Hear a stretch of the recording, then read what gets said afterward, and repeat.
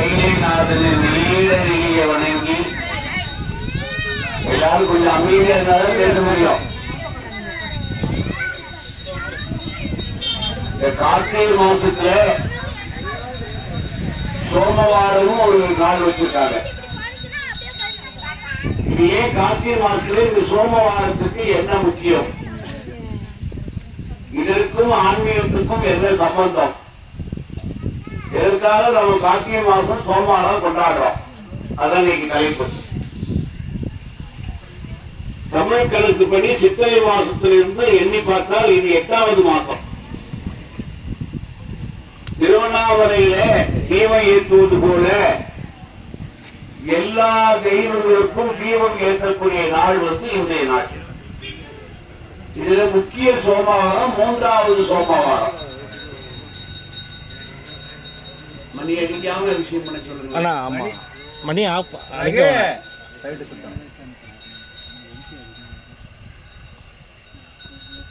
3வது சோமவாரம் மிக முக்கியமான நாள். இது என்ன சொல்லலாம்னு தெரிஞ்சுங்க.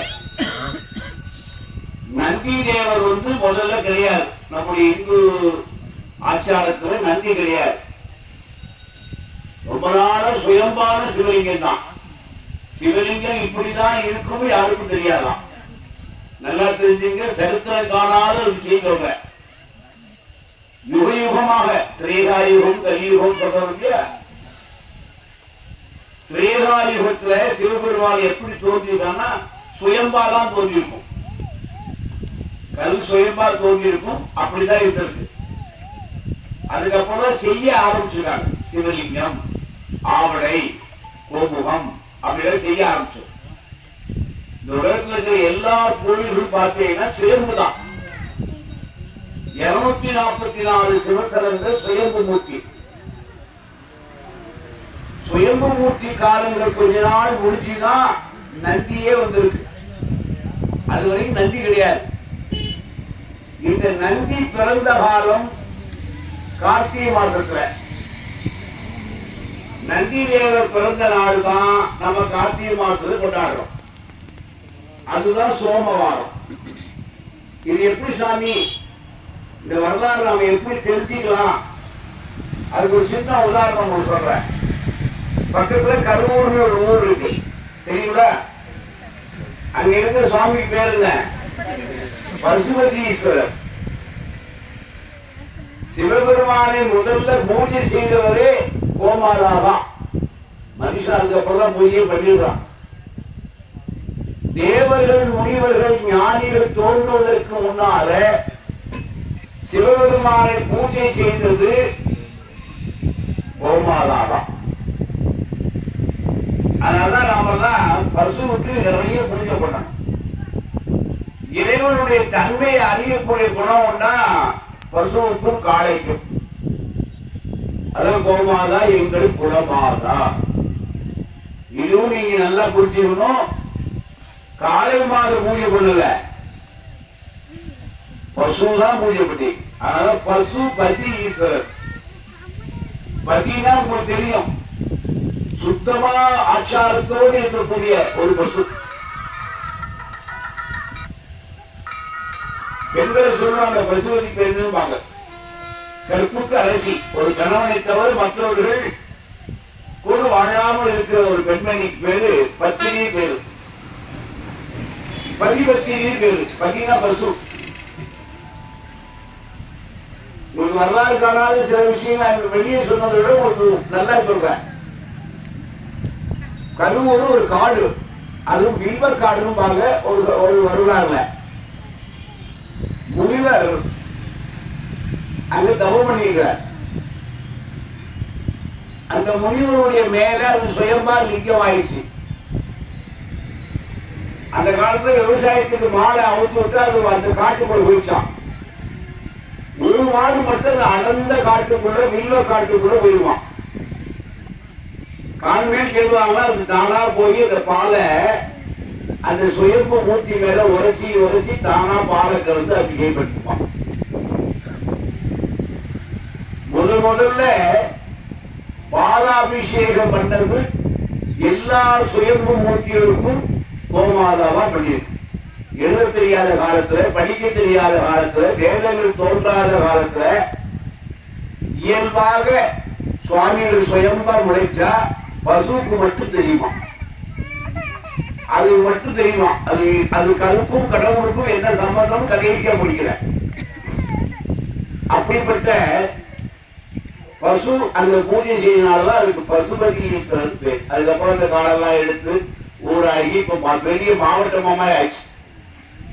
இப்படி 247 புண்ணிய சேத்திரங்களும் பசுவால் பூஜை செய்யப்பட்டதுதான். அந்த நாள் பசு தோன்றிய நாள், பசுவை படைத்த நாள், பசுவை உருவாக்கிய நாள், 5வது பிராணியை ஆண்டவன் உருவாக்கிய நாள் தான் கார்த்திகை மாசம் சோமாரம். ஒவ்வொரு பிறவியும் இறைவன் எப்படி உருவாக்கிறார் சொல்ல போறேன். ஓரறிவு பிராணி, 2 அறிவு பிராணி, 3 அறிவு பிராணி, 4 அறிவு பிராணி, 5 அறிவு, 6வது அறிவு. ஓரறிவுல உங்களுக்கு தெரியும், கொசு அப்பவே பிறந்து அப்பவே மரணமாயிடும். இதெல்லாம் ஓரறிவு. 2 அறிவு பள்ளி, பாட்சா, இந்த மாதிரி சின்ன ஊர்வன. 3 அறிவு அதை விட கொஞ்சம் நீளமான பட்சிகள். 4 அறிவு பறக்கிறது, பறவைகள்.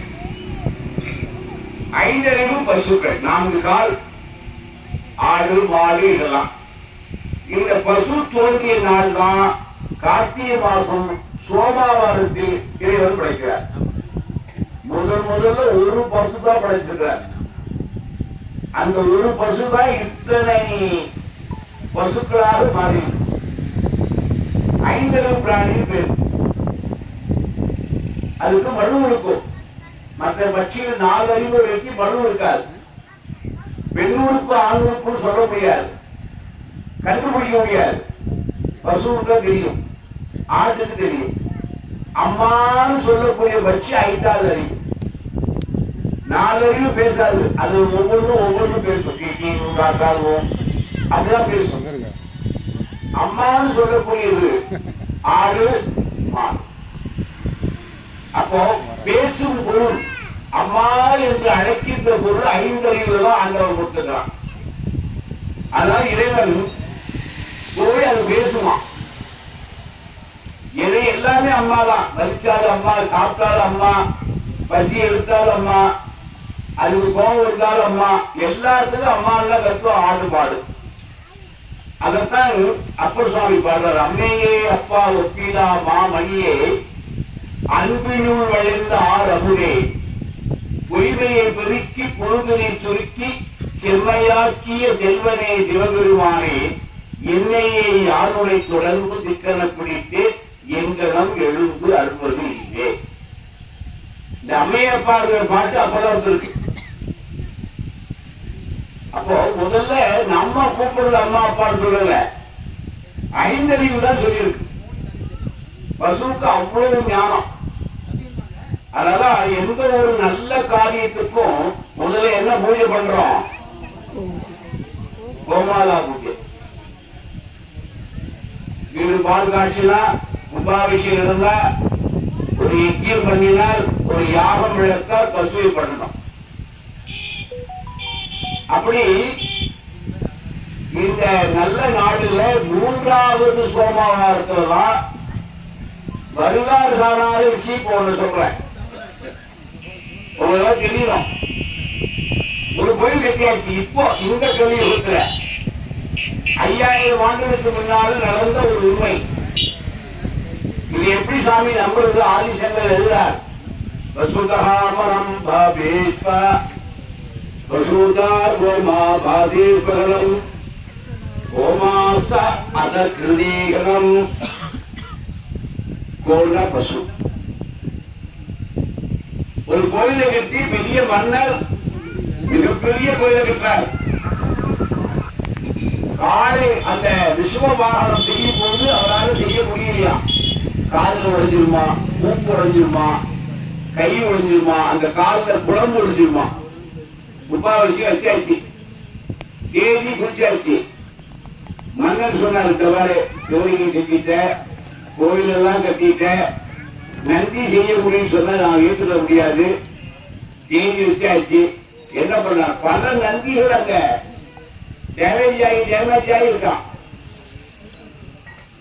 அப்படிப்பட்ட கோயில்ல அந்த சிப்பி போய் ஒரு மலையுடைய அடிவாரத்தை உட்கார்ந்து, இறைவா இது என்ன சோதனை, இவ்வளவு பெரிய மலை இருக்குது, இவ்வளவு பெரிய வேலையெல்லாம் செஞ்சுட்டேன், குற்றம் இல்லாம பிழை இல்லாமல் ஒரு நந்தி செய்ய முடியலையே, என்ன சோதனை, நாளைக்கு கும்பாபிஷேகமே என்ன பண்றார். இறைவனே நந்தியாக வந்து கும்பாபிஷேகம் முடியும் தருவாயில் கோடான கோடி மக்கள் இருக்கிற இடத்துல அவைகள் எல்லாரையும் தாண்டி வந்து அது ஏறி அந்த மேடையில தானாக இருந்து கலாயிடுச்சு.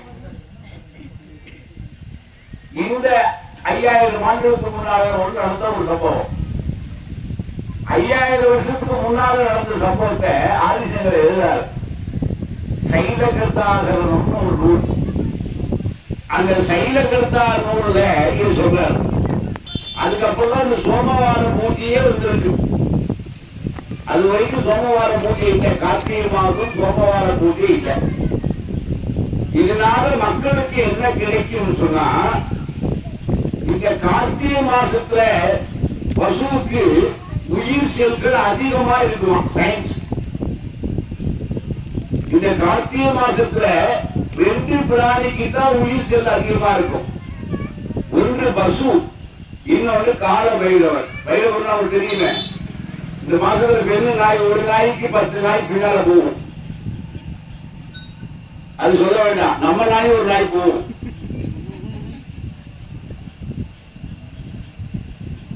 நாய் மாதிரி அலையா அப்படி சொல்றாருல்ல. இறைவனுடைய படைப்புல இந்த தட்பவெப்ப நிலை, இந்த தட்பவெப்ப நிலை அந்த காம குரோகத்தை கொடுக்குவான். பசுவுக்கு செல்லனுக்கு அதிகம். இந்த சமயங்கள்ல இந்த பாலை யார் அருந்துகிறார்களோ அவர்களுக்கு மலட்டு தன்மை மாறும். இதுதான் ஆதிசங்கர் எழுதார். இந்த கார்த்திகை மாசத்துல எல்லாரும் பால் சாப்பிடுங்க. எங்க நாட்டில் பாலை சாப்பிடுவாங்க. பாலை மறக்கிறவன் பிறகு 7 உண்டான். டாக்டர் சொல்ல நாளைக்கு கட்டி கொண்டுவார். பாலை எவன் அருந்தலையோ அவனுக்கு பாதியும் பாதி பாதிங்கிறார். எழுமா பிறவி நீங்கா வண்ணம். அதான் என்ன சொல்றான், முதல்ல பிறந்த உடனே பால் குடிக்கிறோம், நேர போகும்போது என்ன ஊத்துறான், அது எங்க வரைக்கும் போகும் தெரியுமா? தெரியாது. பெருவர்கள் வரைக்கும் போவான். சயின்ஸ் இதை ஏற்றிருக்கு. அப்ப விடக்கூடிய பால் பெருவர்கள் வரைக்கும் போவான். அதான் பெருவர்களை கட்டிடுவது. அசோத்மா யாகத்துல அது சொல்லுது, வேதம் சொல்லுது, அசோத்மா யாகத்தை சொல்லுது. அப்படி அந்த பசு இந்த மாதத்துல உயிர் செல்கள் அதிகமா வரும். அந்த உயிர் செல்கள் நமக்கு மலட்டுத்தன்மை இருந்தால் மலட்டுத்தன்மை தானாக நீங்கி குழந்தை பாக்கி கிடைக்குமா. அந்த வரத்தை வாங்கியிருக்கிறார். கார்த்திகை மாசத்துல பசு போயிட்டு பசுனுடைய சுவாசம் வந்து அச்சோமாது வாசம் பேரு, பிரணவத்தை சொல்லக்கூடிய சுவாசம். சில பசுவை போட்டுப்பாங்க, போட்டீங்கன்னா அந்த மூக்கில இருந்து வரக்கூடிய காற்றுக்கு உலாவு தன்மை அதிகம். மற்ற எந்த ஒரு மூக்கு பெரிய வடிவத்தில் கிடையாது. எந்த ஒரு இறைவனும் இந்த 5 பிராணிகளுக்கு பெரிய மூக்கு கொடுக்கவே இல்லை. இதுதான் கொடுத்துக்கலாம். அதுல ஒரு சரளை போட்டு என்ன பண்ணுவான், நம்மளால சரண்டு போட்டு இருக்குவோம். வேற யாருக்காவது சரண்டு போட முடியுமா? காளை மாட்டுக்கும் பசு மாட்டுக்கும் மட்டும்தான் சுவாச கர்மம் அதிகம். அதனாலதான் அதுக்குள்ள கயிறு போட்டு கயிற்று எடுத்துக்கிறோம். நன்மைக்கு அதை எடுத்துக்கலாம், தீமைக்கு எடுத்துக்கலாம். கேட்ட முன்னால ஒரு சுட்டு சுட்டா அமைதியாயிடும். லூசா விட்டு நல்லா போகும். உனக்கு ரொம்ப சேட்டை பண்றேன்னு சொல்லி என்ன சொல்லுவாங்க, உனக்கு மூக்கெல்லாம் கயிறு போடணும் பார்க்க. காரணம் இல்லாமல் காரியம் இல்லை. அதுதான் சொல்றேன், எல்லாமே ஒரு காரணம் ஒரு காரியம். சுவாசத்தாலதான் இறைவனை அடைய முடியும். பிராணாயா சூத்ரேஸ்வரணம் பிராண கர்மவாத்தோகணம் உச்சியிலிருந்து உள்ளங்கால் இருக்கிற வரைக்கும் பசுவுடைய பொருள் எதுவும் வேஸ்ட் கிடையாது. அதையும் பாருங்க, பசு ஜாதி, பசு கோமியம், கோமியத்துக்கு கொஞ்சம் குருள மூத்தத்துக்கு குருளை யாரா குடிப்பானா குடிக்க மாட்டோம்.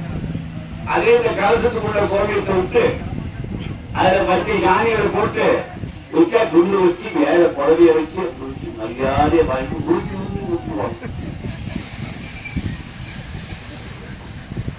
ஒரு வெள்ளக்காரன் எழுதியிருந்தான், நான் ரஷ்யாவில் போயிருக்கும் போது இதை பத்தி பேசினேன். அப்ப எனக்கு இங்கிலீஷ் அவ்வளவு நல்லா வராது. டிரான்ஸ்லேஷன் பண்ண ஒருத்தர் இருந்தான். அவன் பேசி அந்த பேச்சை கேட்டு அவன் எனக்கு வந்து நமஸ்காரம் பண்ணான். இந்த கோமியத்தை யாரெல்லாம் நிறைய சாப்பிடுறாளோ அவளுக்கு பிணிகளே இல்லை. கோமியத்தை யாரெல்லாம் முகத்துல கலவுறாங்களோ அவங்களுக்கு நோயே இல்லையா. ஜென்ம ஜென்மாபதி ஜென்மாகருணோஸ்பகம். பெண்கள் ஏன் சாணி அள்ளணும், கோமியம் துடைக்கணும், சயின்ஸ் தெரியுமா? காலையில சாணி துடைக்கணும். தன்னுடைய கையில சாணி பட்டால் கர்ம வினைகள் போய்விடும். நீ யாருக்கு எதை கொடுத்தாலும் தீங்கு இல்லாமல் அவர்கள் வாழ்வார் என்று சயின்ஸ் சொல்லுது. இப்ப சாணியை தொடர்ந்து பைப்பு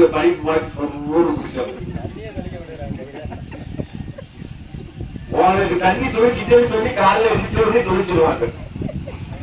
பச்சை தண்ணி யாரு வீட்டு தொழிக்காலும் மகாலட்சுமி வீட்டுக்கு வரமாட்டாலும் வேலை சொல்லும். மகாலட்சுமி வரும்னா பசு சாணி போடணும். 2 விதமான அர்த்தம் இருக்கு. சாணி வீட்டுல வாசல போடும் போது எந்த ஒரு நாஸ்மா கிருமிகளும் வராது. சயின்ஸ் உங்க கையில பட்டால் நீங்க செய்த அத்தனை பொருள்களும் விஷமாக மாறாது. சமையல் பண்ணும் போது, காலையில் இருக்கும் போது, பிள்ளைக்கு எண்ணெய் தேய்க்கும் போது, எந்த வேலை செஞ்சாலும் உன் கையில் அந்த சாணியினுடைய தன்மை இருந்தால் நாசனா கிருமிகள் வந்து சேராது, தீவினைகள் வராது. யாருக்கும் அதை கொடுக்கவில்லை. அந்த வரத்தை வாங்கியிருக்குதான் பசு. நாமெல்லாம் கடவுள்கிட்ட வர வாங்க தெரியல. 5 ஒரு பிராணி எப்படிப்பட்ட வரமெல்லாம் வாங்கியிருக்கு. தன்னுடைய கழிவு பொருள் கூட ஒரு பெரிய விஞ்ஞானம் வரை மருந்துவமாகுது. சாணியெல்லாம் புடம் போடுவாங்க மருந்துகள். கோமிய ஒரு மாட்டு கோமியத்துல தான் சில மூலிகளை ஊற வைக்கிறது. பசு பால் எல்லாம் மருந்து சாப்பிடணும். அந்த காலத்துல பச்சை பால் சாப்பிடுவாங்க. அடுத்தது ஆட்டுப்பால். ஆட்டுப்பால்ல பாருங்க, ஆட்டுப்பால் பிரயோஜனம், ஆட்டு சாணி மருந்துக்கு பிரயோஜனம். ஆனா ஆட்டு கோமிய பிரயோஜனம் இல்லை. நானும் 2 ஒரே பிராணி தான், 2 அம்மானு கத்துருவோம். ஆனா பசுவுக்கு இந்த தன்மை கொடுத்துக்கிறார், ஆட்டுக்கு கொடுக்கல.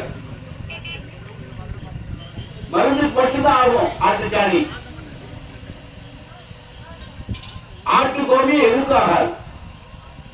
பசு கோமியம் எல்லாத்துக்கும் ஆகும். 5 பிராணி சொல்றேன், அம்மானு சொல்லக்கூடிய ஒரு அறிவு. அதனால சொன்னார், அம்மையே அப்பா ஒப்பிலாமாமணியே. இறைவனுக்கு முதல்ல அன்பு செலுத்தியது யாருன்னா பசுதான். அன்பினுள் வளைந்த ஆரமுதே. இந்த வார்த்தை எப்படி அழகா வைக்கிறார் பாருங்க. அன்பினுள் வளைந்த ஆரமுதே. செம்மையாகிய செல்வனே சிவபெருமானே, இன்னையே யானுனை தொடர்ந்து சீக்கிரம் பிடித்து எங்கனம் எழுந்து அனுப்பியிருக்கேன். பசுவுக்கு பாடிய பாடல். பசுவும் இறைவனும் எப்படி பேசுறாங்க, அந்த இறைவனுக்கும் பசுவுக்கும் என்ன நோக்கங்கள் இருக்கு, இந்த சுவாச குணங்கள் எப்படி வருது, சப்தார் கிருதசகம் சதோபாவனங்கிற சப்த 5 சிதிகள் எல்லாம் ஒன்னா சேருமா. அது விடக்கூடிய மூச்சியில 5 தன்மை இருக்குன்னு சொல்றார். பெருமூச்சி, சிறுமூச்சி, கனக மூச்சி, சாதா மூச்சி, அபீன மூச்சி. இப்படி 5 மூச்சு விடுதான். பஞ்சாட்சர பவன பாவோதால் வாபதமே. பஞ்சமூர்த்திகள் விடக்கூடிய தன்மை. அந்த பஞ்சமூர்த்திகள் மூர்த்தியும் பஞ்ச எழுத்து சொல்லலாம். பஞ்ச கர்ண வசன தேவதாகசனம் சம்ஸ்கிருதம் அழகா சொல்ற. அப்படி நாம தான் தெரிஞ்சுக்கணும். விஞ்ஞானத்தையும் அஞ்ஞானம் சேர்த்து இறைவனால் படைக்கப்பட்டது. இந்த சோமவார விரதங்கள் மலட்டுத்தன்மை நீங்கும். அங்க போய் நம்ம குழந்தை இல்லை, அது இல்லை, இது இல்லைன்னு சொல்லி கேட்க வேண்டாம். இந்த மாதங்கள்ல பசுபாலை நிறைய சாப்பிடுங்க, கோமியத்தை முகத்தில் கழுவுங்க, கையில கோமியத்தை வைத்து காலையில் வெறு வயிற்றில் சாப்பிட்டால் எப்பேற்பட்ட மலரும் தீர்வு. வைத்தியருக்கு ஒரு பாயிண்ட் கிடைச்சிருக்கு. குடிக்கணும். அதுவும் விழும்போது இருகரங்களால பிடிச்சு குடிக்கணுமா. நீங்க பாத்திரத்துல வச்சு குடிக்க கூடாது. அது தானா விழும்போது கையில பிடிச்சு குடிக்கணும். அதனாலதான் பெண்களை சாணியாக சொல்றான். ஆண்களை சொல்றாங்க பெண்கள் தான் கர்ப்பப்பையிலே சில நோய்கள் வரும். அந்த நோயை நீர்ப்பதற்காக, அந்த புழுக்கள் தன்னை விட்டு போவதற்காக அந்த கோமாதானுடைய தீர்த்தத்தை குடிக்கணும்னு சொல்றான். சாணி காலையில அழணும், வாசல் துணிக்கணும். அந்த நேரத்தில் இப்போ ரகசியம் சொல்ல போற. இதற்கும் அதற்கு என்ன சம்பந்தம்? காலையில் எழுந்தவங்க ஒரு பெண் சாணி கழிச்சு வாசல்ல துணிச்சு கொஞ்ச நேரம், ஒரு அரை மணி நேரம், 1/4 மணி நேரம் தன்னை மறந்து அவள் கோலம் விடுவாள் அந்த சாணி மேல. அந்த நேரத்துல அந்த கோமியம் கலந்த சாணியுடைய சுவாசத்தை என்ன பண்றோம்? சுவாசம் பண்றோம். அதுதான் என்ன ஆச்சரியம். கர்ப்பாபனிஷகநாதம் பெண்ணே சொல்லல, கற்பம் இல்லாத பெண்ணே. அதுதான் கற்பா சரணாதகனம் சுவாசேதாபநாத கற்பாபதிஸ்பகனம். அந்த காலத்து போறதுக்கு கற்பனைன்னு பேர். நீ கொஞ்ச நேரம் சாணியை போட்டுட்டு கற்பில்லாத ஒரு குழந்தை சாணம் போட்டுட்டு அழகா நீ கற்பனை பண்ணி கோலம் போட்டீங்கன்னா கற்புகள் கிடைக்குங்கிற. அறிவின் கர்மமும் சயின்ஸும் ஒன்னா சேரும். நிறைய ஒரு சில பெண்ணால பாருங்கிறப்ப சந்தோஷத்தை பெரிய கோலம் போட்டுருவாங்க.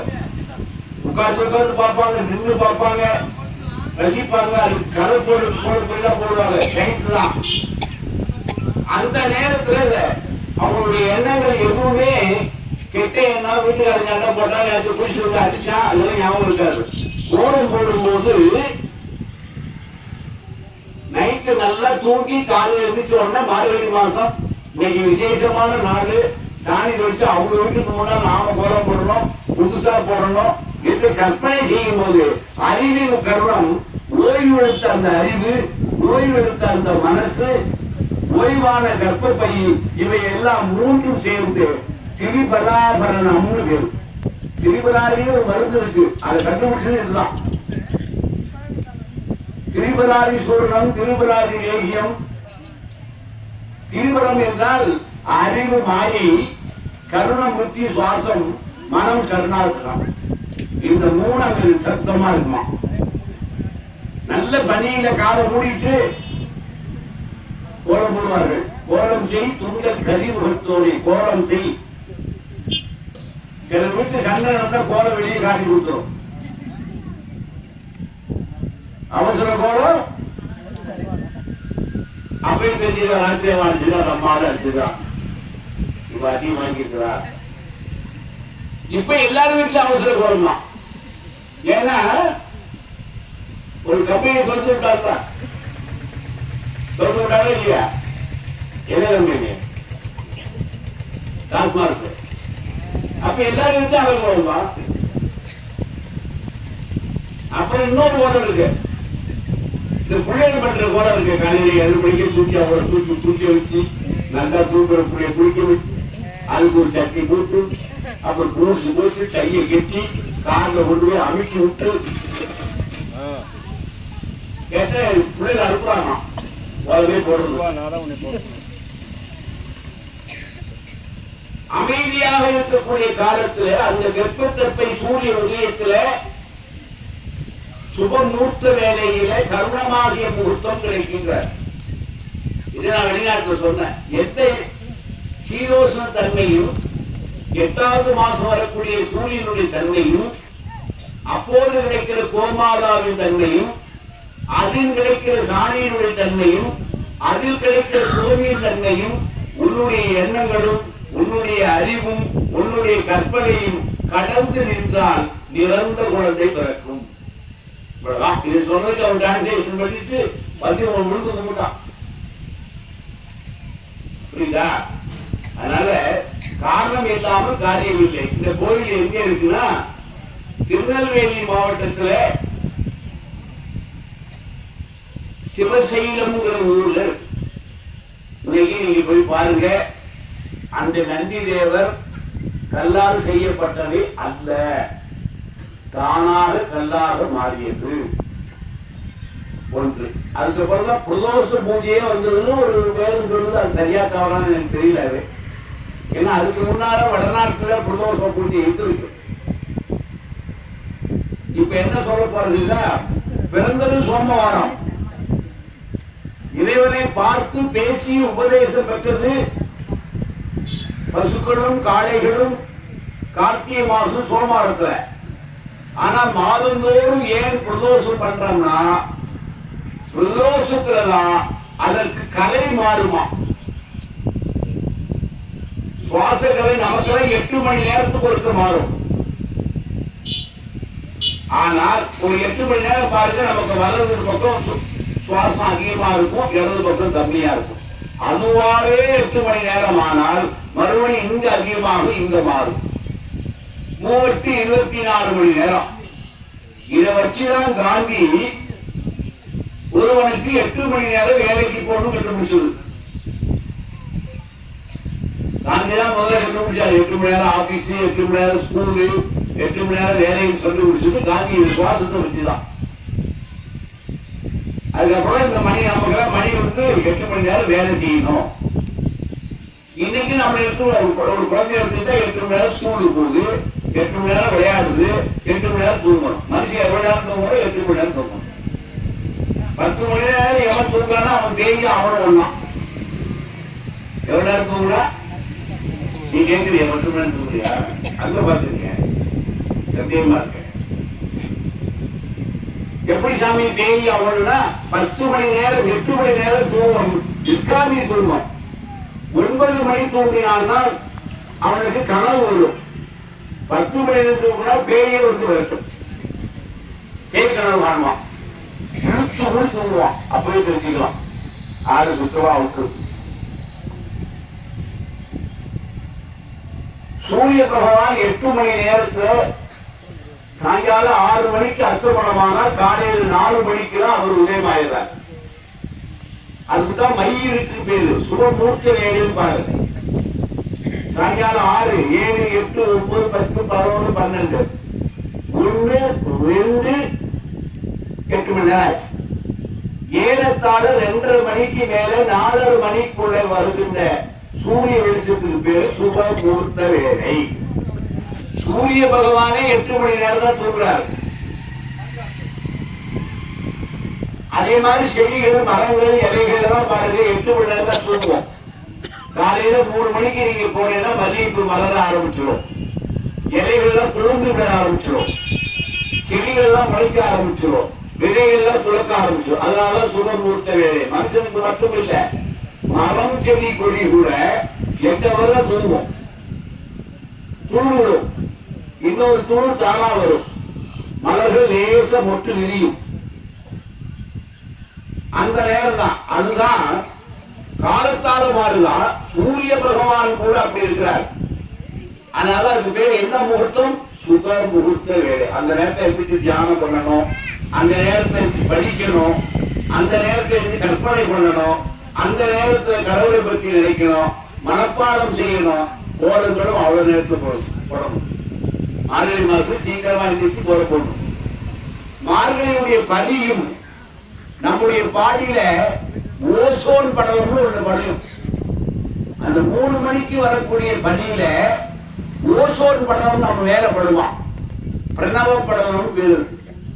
அதனால மாலை போட்டு கார்த்திகை மாசத்துல மார்கழி மாசம் மாலை போட்டு 5 மணிக்கெல்லாம் குளிக்க போயிடுவாங்க. கோரியில நின்று கிடைக்கும்.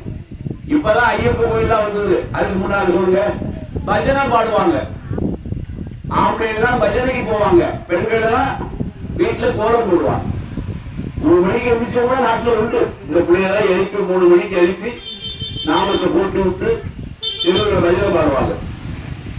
சயின்ஸ் தான். அப்ப புரிச்சா தெரியாது, குளிக்கிற வரைக்கும் இருக்கா இருக்கும், புரிச்சா தெரியாது. இப்ப விஷயத்துக்கு வருவோம். கோமாதா காளைகளை நீங்க சயின்ஸ் படி செக் பண்ணுங்க. அதுக்கு ஒரு கருவி இப்போ இருக்கு. அந்த கருவியை வச்சு சயின்ஸ் படி செக் பண்ணா 15 நாளைக்கு ஒரு முறைதான் அதுக்கு சுவாசம் மாறும். அதுதான் வளர்பிறை பிரதோஷம், தேய்பிறை பிரதோஷம். வளர்பிறை பிரதோஷத்தை நிறைய பார்த்தால் உனக்கு ஆண் குழந்தை கிடைக்கும். தேய்பிறை பிரதோஷம் பார்த்தா இவ்வளவுதான். இந்த சுவாசம் கூட சூரியகளை, சந்தைகளை, அகிலகளை, அவர்களை, சதயங்களை, சத்தோகளை, இப்படி கலைகளே நிறைய இருக்கு. அதனால சரஸ்வதிக்கு போய் கலைமகன் வச்சான். காமாட்சின்னு ஒருத்தர் பேரை வச்சு வீட்டுல காமாட்சி காமாட்சின்னு யாரு கூப்பிடுறாரோ அவளுக்கு கருமம் எல்லாம் போயிருமா. இது நம்ப முடியுமா? ஒன்னே ஒன்று சொல்லி முடிச்சவன் சங்கராச்சாரிய பெரியவருக்கு வேற மந்திரமே தெரியாது. அவர் மந்திரம் உபதேசம் வாங்கல, வரலாறு சொல்லுது. காஞ்சி பெரியவாளை பெருத்தால அவ மந்திர உபதேசம் வாங்கல, தீட்சையே வாங்கல. இளம் வயசிலேயே காஞ்சிபுரம் போய்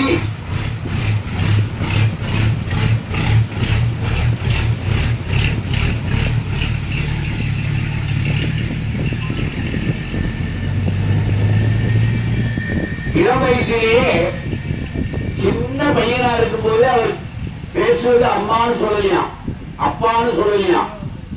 அதற்கு முன்னாலேயே காமாட்சி சொல்லிவிட்டார். புரியுதா? எனக்கு ரொம்ப நாளை பிறகுதான் தெரியும் சாமி உபதேசம் வாங்கலன்னு. அப்ப நான் ஒரு குறிப்பான வயசு சாமி பார்த்த கேட்டுட்டேன். சாமி நீங்க உபதேசம் வாங்கல, நீங்க எல்லாரும் உபதேசம் கொடுக்கிறீங்க, அதுக்கு என்ன உதாரணம்? எனக்கு அம்மாவே கொடுத்தானா?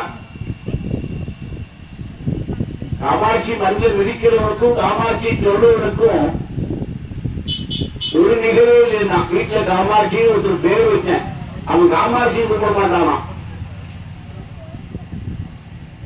அவன் என்ன பண்றது? பேருங்க கலைமகரம் சரஸ்வதி. காமாட்சி யாரெல்லாம் சொல்றாளோ அதுவே மந்திரத்தில் சுவாசம். நல்லா பாருங்க, மதுரை அரசாளும் மீனாட்சி. காஞ்சி என்ன சொல்ற? காஞ்சி காமாட்சி. இது சொல்லிலே வித்தியாசம் இருக்கு. மதுரை அரசாளும் மீனாட்சி, அவ மதுரை அரசுதான். ஆனா காஞ்சியில காமகுரோகத்தை ஆட்படுறான். பிரம்மச்சாரி விதத்திலேயே மிகச்சிறந்த தலை சிறந்த அவள் யாருன்னு சொன்னா காமாட்சி தான். ஆனா மீனாட்சி நிற்பா, காமாட்சி உட்கார்ந்து இருப்பா. சங்கராச்சாரிய சொல்ற, காமாட்சி நான் அம்மா பேர் சொல்றதுக்கு அப்பா பேர் சொன்னதில்லை, எனக்கு எடுத்த உடனே காமாட்சின்னு பேர் இருக்குது, அதனால நான் காஞ்சிபுரத்துல இருக்கிறேன். தானா மலாரிபடி ஆகல, அம்பாடே ஒரு உத்தரவு கொடுத்தா. இந்த நூற்றாண்டுல அவ்வளவு பெரிய அறிவாளி, பள்ளிக்கூட போகாத ஞானி. அதனால நாம எல்லாம் எப்படி இருக்கோம்னா, இறைவனை எந்த அளவுக்கு தன்னம்பிக்கையும் ஈடுகாத இணையற்ற நம்பிக்கை வைக்கிறோம். கடவுள் மேல சாதாரண நம்பிக்கை வச்சா கிடைக்காது.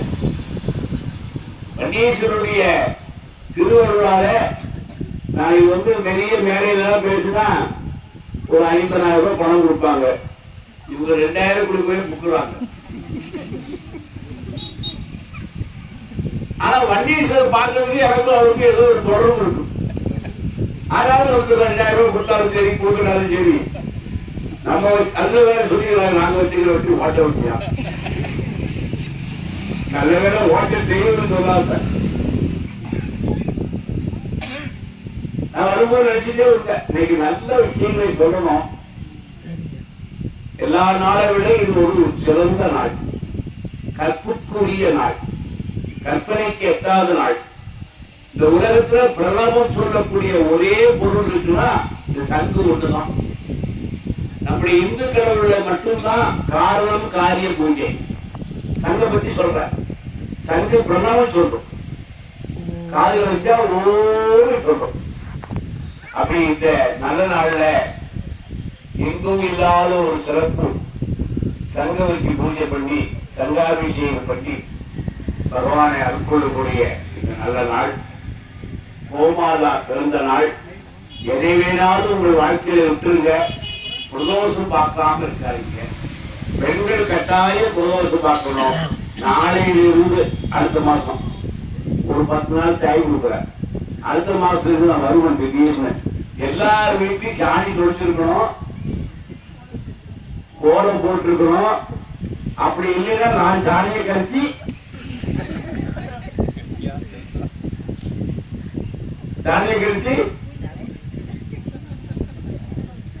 அப்படியாவது இங்க மூஞ்சில சாணியை போட்டுருக்க. யாருக்கும் தெரியாம தன்னுடைய 3 வெள்ளாறு சாமி எடுத்துக்கணும். முதல்ல கலக்கிற பாலை தனியா பிடிச்சிக்கணும். இந்த 2ஐயும் ஒன்னா சேர்த்து கொஞ்சம் கூட கோமியை விட்டு கலக்கி லேசா முகத்துல பூசிட்டு கோலம் போடுங்க, சாணி கொடுங்க, மறுபடியும் முகத்த உடனே கழுவிடுங்க.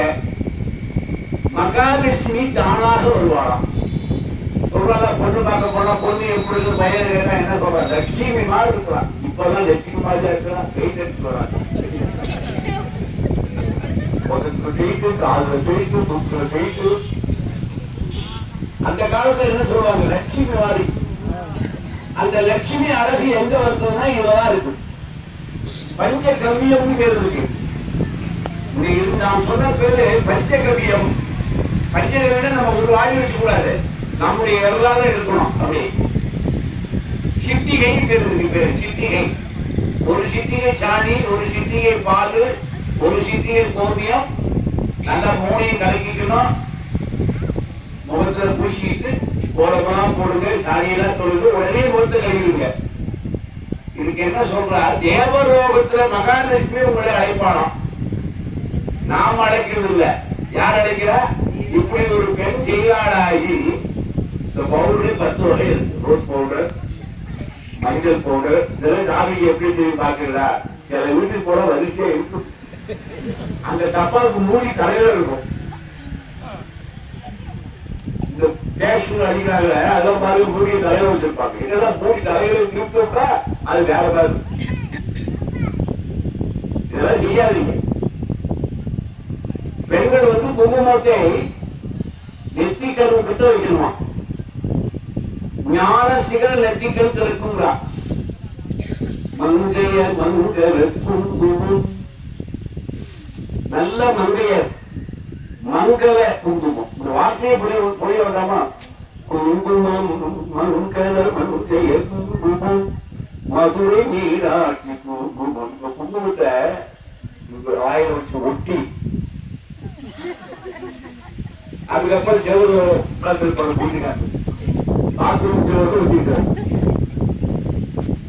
கணவன் இருக்கிற வரைக்கும் தான் குங்குமம் வைக்க முடியும். அதுக்கப்புறம் வைக்க முடியாது. கணவன் இருக்கிற வரைக்கும் தான் வளையல் போட முடியும். அதுக்கப்புறம் போட முடியாது. கணவன் இருக்கிற வரைக்கும் தான் மிஞ்சி போடலாம். அதுக்கப்புறம் போட முடியாது.